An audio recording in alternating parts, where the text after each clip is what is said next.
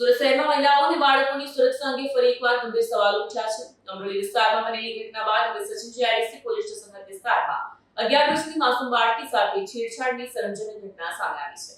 મળતી માહિતી મુજબ સચિન કંસાળ રોડ સ્થિત ગોકુલધામ સોસાયટી નજીક આવેલી એક રાશન દુકાન પર ગુરુવારે સવારે અંદાજે 11 વાગ્યે બાળકી સ્પ્રાઇટ લેવા ગઈ હતી।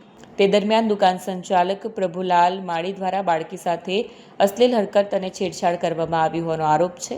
ઘટનાની જાણ થતાં જ સ્થાનિક રહીશો અને પરિવારજનોએ ભારે રોષ વ્યક્ત કર્યો હતો અને બાળકી સાથે સીધા સચિન જીઆઈડીસી પોલીસ સ્ટેશન પહોંચી ફરિયાદ નોંધાવી હતી। ઘટનાની ગંભીરતા ધ્યાનમાં લઈને પોલીસે તાત્કાલિક કાર્યવાહી કરી આરોપી પ્રભુલાલ માળીની મિનિટોમાં જ ધરપકડ કરી હતી। આજે પોલીસે આરોપીની ઘટના સ્થળે લઈ જઈ ક્રાઇમ સીનનું રિકન્સ્ટ્રક્શન કર્યું હતું। આ દરમિયાન મોટી સંખ્યામાં સ્થાનિક લોકો એકત્રિત થયા હતા અને સુરત પોલીસ જિંદાબાદના નારા લગાવ્યા હતા।